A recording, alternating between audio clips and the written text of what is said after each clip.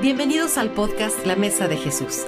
Únete al Dr. Nick Venditti, cofundador de Inste Global, y a Elliot Reina, pastor de jóvenes en Mundo de Fe, mientras conocemos más a Jesús a través de la Biblia.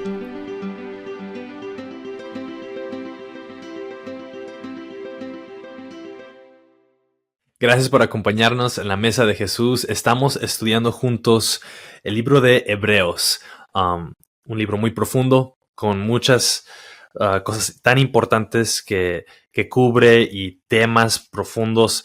Y estamos brincando en diferentes pasajes, cubriendo las veces que compara Jesús con otras cosas y dice que Jesús es mejor que o mayor que o más importante que cosas o personas del Antiguo Testamento o conceptos teológicos. Y el día de hoy vamos a hablar de cómo Jesús es el mejor sacrificio. Y bueno, ¿qué es un sacrificio? ¿Por qué tuvo que ser un sacrificio? Ahorita vamos a cubrir todo eso, pero de antemano quiero primero leer el pasaje donde vemos esto para que podamos tener el contexto y después se lo paso a usted, Doc, para que nos ayude a entender un poquito este tema. En sí está en versículo 23 cuando se menciona esto, que mejores sacrificios que estos. Pero voy a leer del versículo 22 al 26 del capítulo 9 de Hebreos. Entonces, si quieren leer conmigo y quieren sacar sus Biblias, adelante. Si quieren escuchar y después lo pueden leer, está en Hebreos 9, versículo 22 al 26, dice así. Y según la ley, casi todo ha sido purificado con sangre, y sin derramamiento de sangre no hay perdón. Por tanto, fue necesario que las representaciones de las cosas en los cielos fueran purificadas de esta manera, pero las cosas celestiales mismas con mejores sacrificios que estos. Porque Cristo no entró en un lugar santo hecho por manos, una representación del verdadero, sino en el cielo mismo para presentarse ahora en la presencia de Dios por nosotros. Y no para ofrecerse a sí mismo muchas veces, como el sumo sacerdote entra al lugar santísimo cada año con sangre ajena. De otra manera, a Cristo le hubiera sido necesario sufrir muchas veces desde la fundación del mundo. Pero ahora, una sola vez, en la consumación de los siglos, se ha manifestado para destruir el pecado por el sacrificio de sí mismo. Entonces, en especial si eres nuevo en la fe, esto quizás suena muy complejo y dices, ¿de qué están hablando? No se preocupen, vamos a ir por partes, pero aún leyéndolo una vez, podemos ver que esto está hablando de un sacrificio definitivo, un sacrificio final que es Jesús. Pero, ¿qué es un sacrificio? Quizá por ahí podemos empezar. Dice, un sacrificio es necesario para el perdón de pecados, pero ¿qué es un sacrificio, Doc? Pues mira, creo que necesitamos entender el porqué del sacrificio, ¿verdad? Habían varios o diferentes tipos de sacrificio. Y lo que es el sistema en cuanto a sacrificio no era único a Israel. Podemos decirlo de esta manera. El sistema de sacrificio en cuanto a Israel tenía que ver cómo hacer sacrificio al único Dios verdadero. Pero sin embargo, el Antiguo Testamento usa la frase muchas veces de las naciones. Las naciones, los gentiles, otros pueblos, también tenían un sentido de hacer sacrificios a sus dioses. Y cuando digo dioses, estoy hablando, ¿verdad?, del mundo pagano, tanto en la época de Jesucristo, los romanos, los griegos y otros pueblos, como muchos años anteriores. Entonces, vemos que el sistema de Israel era muy específico y era sacrificar al Dios verdadero. Sin embargo, los que sacrificaban a Baales, a Astoret o cualquiera de los otros dioses también tenían su sistema de sacrificio.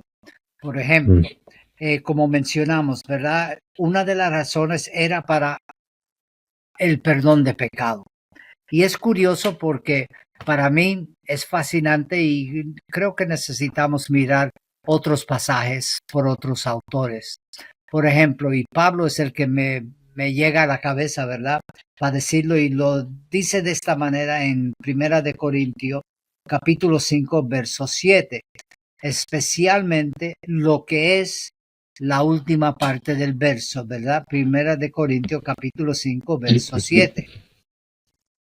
Pero vamos a leer, ¿verdad? Aquí en realidad habla de no juntarnos sexualmente como los paganos, ¿verdad? Habla en cuanto a la purificación. Pero el verso 7 dice, limpien la levadura vieja para que sean masa nueva, así como lo son en realidad sin levadura. Levadura muchas veces en la Biblia, y vamos a hablar un poquito luego sobre el Éxodo, pero también representa o habla del pecado. Entonces, lo que quiero que miremos es lo que Pablo en realidad está diciendo al final de este verso. Porque aún Cristo, nuestra Pascua, ha sido sacrificado. Porque aún Cristo está clarísimo, ¿verdad? Que está hablando aquí de Jesucristo, nuestra Pascua. Cuando dice Pascua está hablando del Éxodo, ¿verdad? Pero también dice nuestra Pascua. En otras palabras, que el sacrificio de Jesucristo no solamente fue por Pablo o el individuo, para decirlo de una manera, sino cuando habla de nuestra, está hablando del pueblo de Dios. Ha sido sacrificado. Entonces es un reconocimiento en cuanto a la obra redentora de Jesucristo. En otras palabras, Jesús murió. Lo sabemos, en el Nuevo Testamento lo muestra de una manera muy clara. Murió, pero también resucitó. Y no nos olvidemos de las palabras también de Juan el Bautista en el capítulo número 1 del Evangelio según San Juan, que él cuando ve a Jesús caminando hacia él, Jesús todavía no había muerto, no había sido resucitado, sino que lo ve, le identifica como el Cordero de Dios que quita el pecado del mundo. Entonces, como mencioné, la primera cosa que muchos pueblos buscaban era el perdón de pecado a través de sacrificios. Y los sacrificios no eran solamente un animal, ¿verdad? Para decirlo, un cordero o un toro o lo que fuese, sino también tenía que ver con grano y tenían otras funciones, ¿verdad? De una manera de adorar a Dios o los dioses, si estamos hablando del pueblo pagano, o también de dar gracias a Dios o los dioses. Entonces creo que es el porqué para que entendamos que el ser humano anhela y necesita, vamos a ponerlo así, en su corazón, ¿verdad? Tener una relación porque hay algo más que él o ella misma.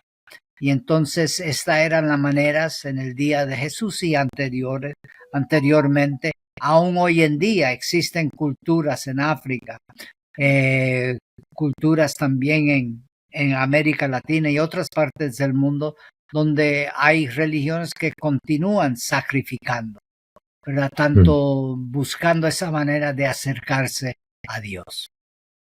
Sí, eso ayuda bastante. Como dice, hay diferentes razones por la cual hay un sacrificio. Y la principal que vemos en este pasaje era para perdón de pecados. Exactamente. Pero en otras culturas, yo también sé que hacían sacrificios por otras razones. Otra cosa clave que mencionó es que los sacrificios aquí son solamente para un Dios, el Dios verdadero, Yahweh. Pero en otras culturas hacían sacrificio para obtener cosas, ¿no? Y yo sé que a veces hacían un sacrificio para que alguien pudiera recibir sanidad, o hacían un sacrificio antes de una guerra, ¿no? El rey haría un sacrificio para ganar una batalla. O si alguien quería tener un bebé y no podía, haría un sacrificio para el dios de fertilidad o cualquier cosa.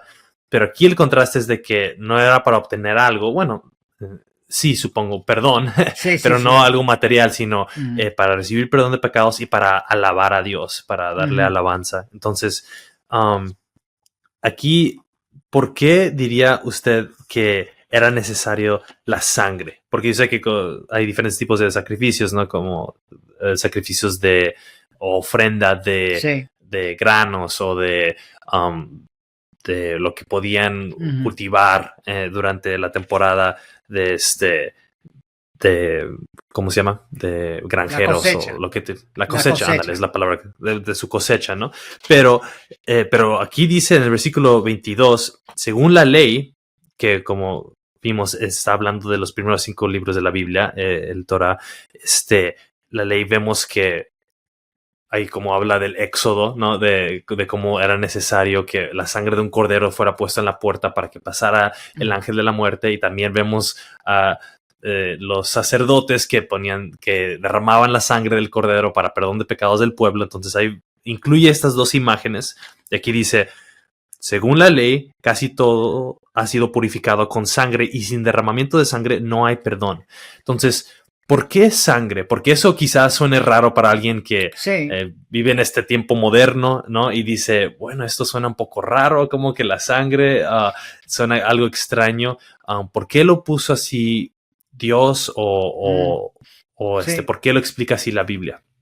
Pues mira, tenemos que entender un poquito, no solamente la cultura, pero lo que nos enseña la Biblia. Dice que la vida está en la sangre.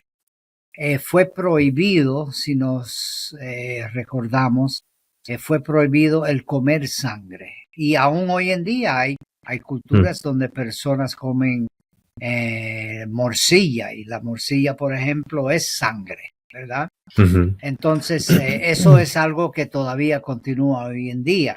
Pero sin embargo, el pueblo de Israel, y la palabra usada muchas veces, es una abominación ante Dios. ¿Por qué? Porque dentro de la sangre, ¿verdad?, está la vida, nos dice la Biblia. Entonces era, como dije antes, ¿verdad?, una abominación comer sangre. Y fue altamente prohibida tanto en el Antiguo como en el Nuevo Testamento por las Escrituras.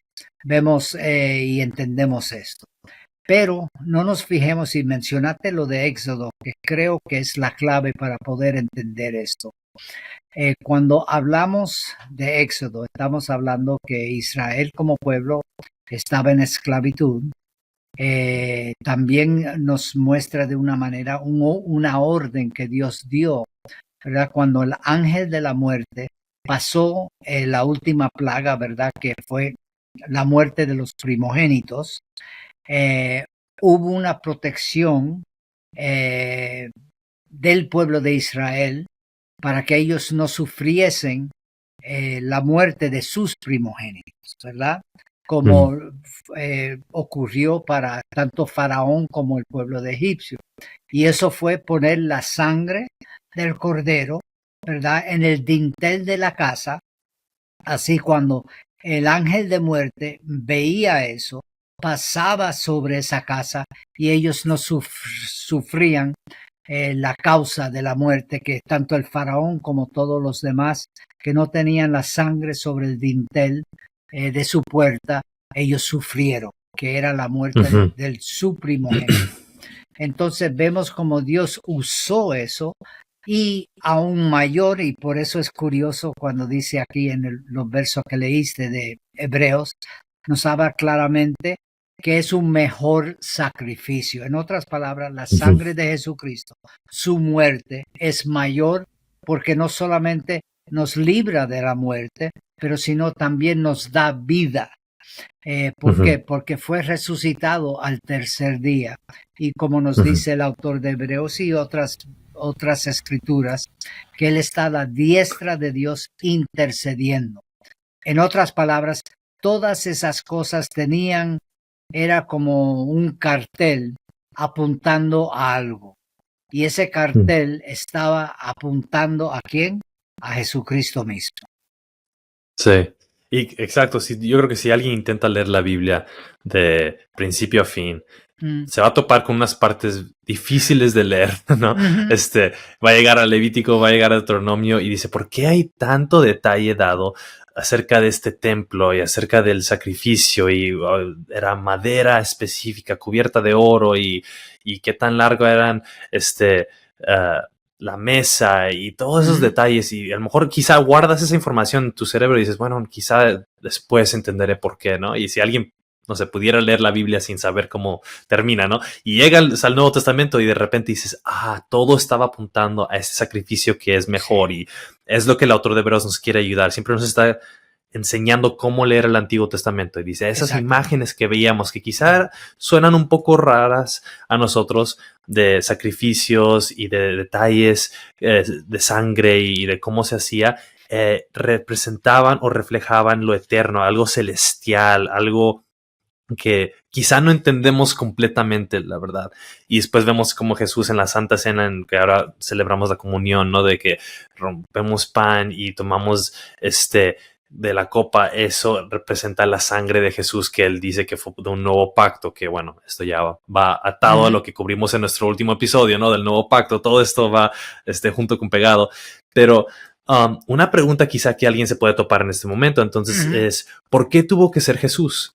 Si en el Antiguo Testamento era un cordero, un animal, bueno, aquí, ¿por qué no pudo haber sido otro animal? O un ángel, o un profeta, no sé. ¿Por qué tuvo que ser Dios que vino a ser humano encarnado? Wow, eso sí es una buena pregunta, no, y es muy profunda, pero vamos a intentar explicar eso de una manera sencilla, ¿verdad? Sabemos que el cordero, estoy hablando del animal, físicamente tenía que ser sin mancha, ser perfecto, ¿verdad? No podía tener una pierna quebrada ni nada así. Y entonces cuando lo llevamos al plano humano, la Biblia, el Nuevo Testamento, también el Antiguo Testamento, cuando da profecías sobre Jesús, nos dice que Jesús fue limpio y sin mancha, que nunca había pecado. En otras palabras, ¿verdad? Y en los versos que leíste, habla del sumo sacerdote. No nos olvidemos que el sumo sacerdote era del linaje de Aarón, ¿verdad? Y que entraba al lugar santísimo una vez al año. Y fijémonos otra vez que él entraba no solamente una vez al año, pero hizo sacrificio por sí mismo y también por el pueblo. Pero el próximo año, vamos a decir el año sea, el número que sea, tenía que el próximo año repetir y hacer lo mismo, que nos habla, y el autor de Hebreos nos lo dice de una manera bien clara, que eso no perdonaba el pecado. Pero sin embargo, Jesús, el cual, ¿verdad?, fue sin mancha, el cual nunca pecó, cuando él murió. Increíble. Murió una vez por siempre. En otras palabras, no es irrepetible el sacrificio de Jesús. En otras palabras, no es que murió Jesús un año y después tenía que morir el próximo año, sino y en los versos que acabas de leer nos dice eso bien claro, ¿verdad? Que Jesús no necesitaba sufrir otra vez. Él no necesitaba morir otra vez. Y aún hay iglesias y parte de lo que yo diría la iglesia de Jesucristo en diferentes partes del mundo, que creen y enseñan, ¿verdad?, que Jesucristo, que ellos cuando hacen la Santa Cena, para decirlo de una manera, hacen literalmente la muerte y la resurrección de Jesús y repiten el sacrificio.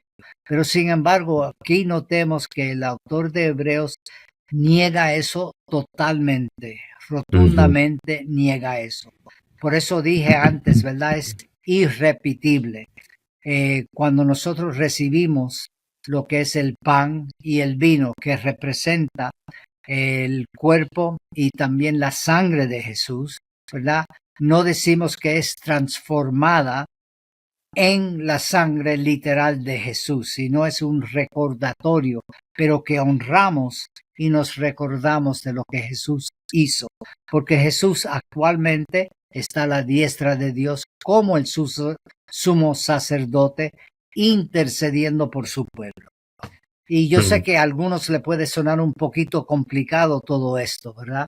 Pero la meta tanto del Antiguo como el Nuevo Testamento nos muestra, y el libro de Apocalipsis también nos dice que Jesús, ¿verdad?, es ese Cordero eterno, el cual Ujú. murió y resucitó y venció no solamente a la muerte, sino a Satanás y todas las huestes malignas. Wow.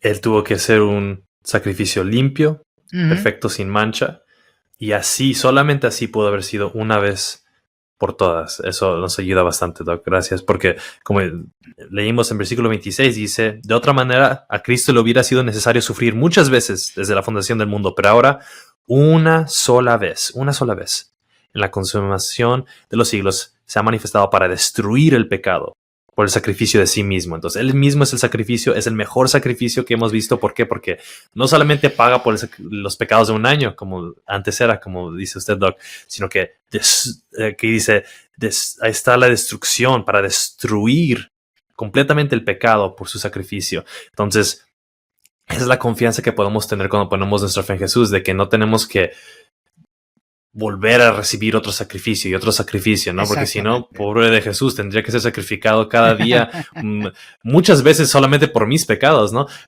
Pero gracias a Dios, solamente una vez por todas, ya pagó por todo, y en la cruz Él dijo, hecho está, consumado es. Exactamente. ¿Por qué entonces, si es tan claro para mí, ¿no? Que veo aquí en el pasaje, que solo una vez, ¿por qué es que escucho que hay ciertas personas que están esperando que, bueno, esto ya se mete en escatología, ¿no? En la teología de los últimos tiempos? ¿Por qué muchos dicen que va a volver el templo, van a volver a construir el templo y van a volver a hacer sacrificios como antes? ¿Por qué hay gente que cree eso si es tan claro aquí, Hebreos? Por ejemplo, puedo dar un testimonio personal.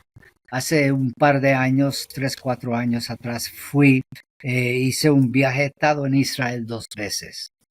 Y entonces en Israel existe una especie, yo diría como una especie de museo o de un cierto movimiento, un movimiento pequeño entre los judíos que creen que el templo va a ser edificado otra vez, ¿verdad? Y entonces ellos están listos, tienen supuestamente el cordero listo, los corderos que se van a sacrificar.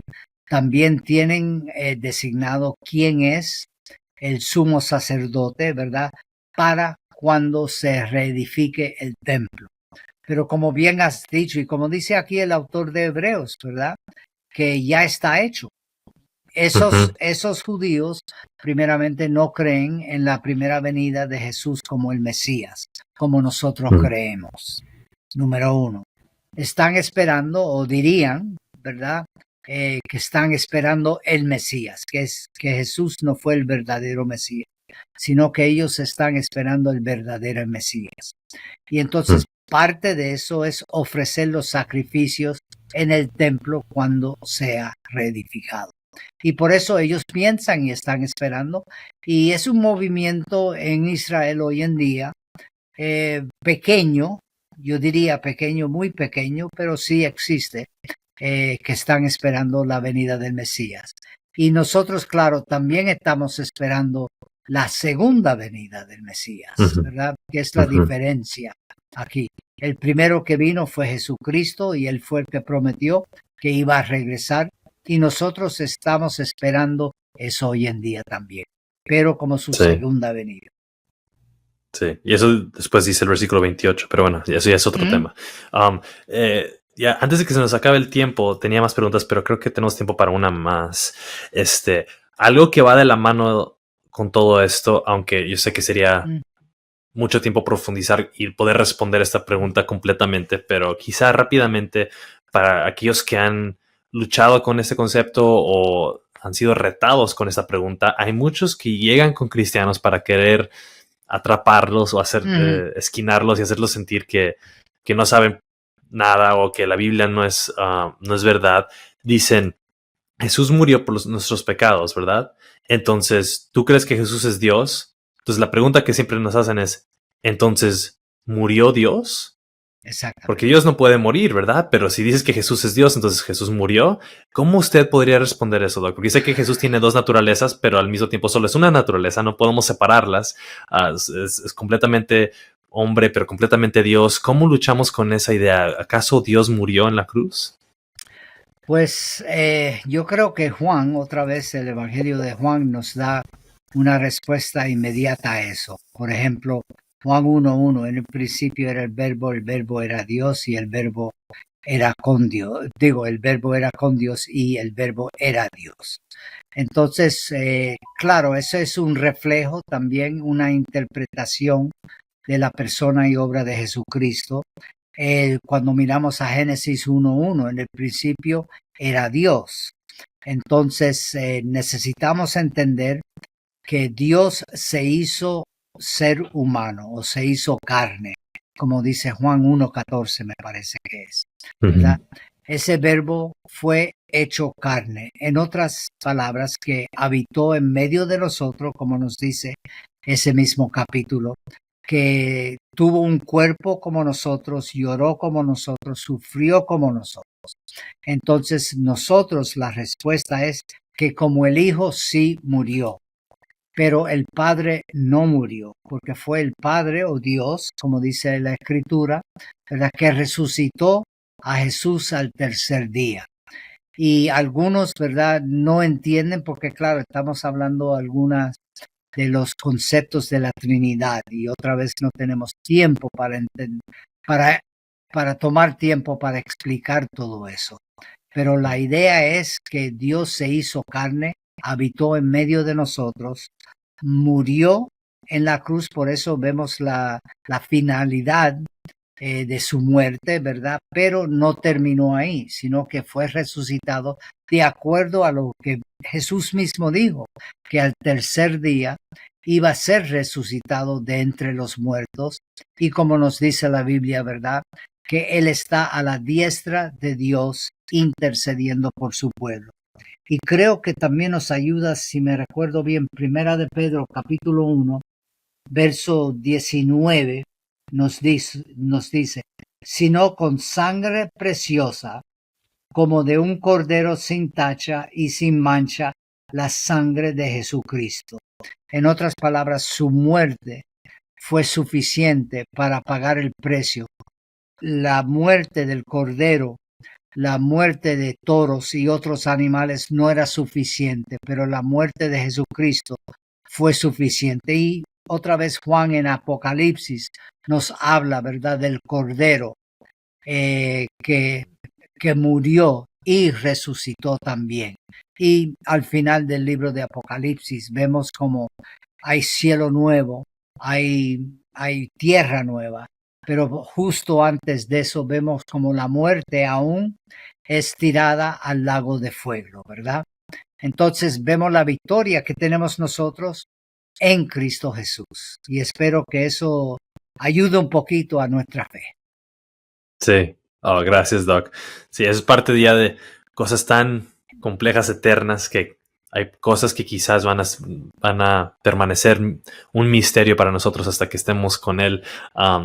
Pero eso creo que nos ayuda bastante a poder ver que sí era Dios, porque Dios fue hecho carne, pero al mismo tiempo sabemos que su naturaleza divina, Dios no puede morir, porque es eterno, donde Dios el Padre, como dices, fue el que lo resucitó. O en Efesios dice que el mismo Espíritu que mora en nosotros, el que levantó a Cristo de la muerte, entonces también fue el Espíritu Santo. Y Jesús mismo dice, yo entrego mi vida, pero yo también la volveré a recuperar, yo también.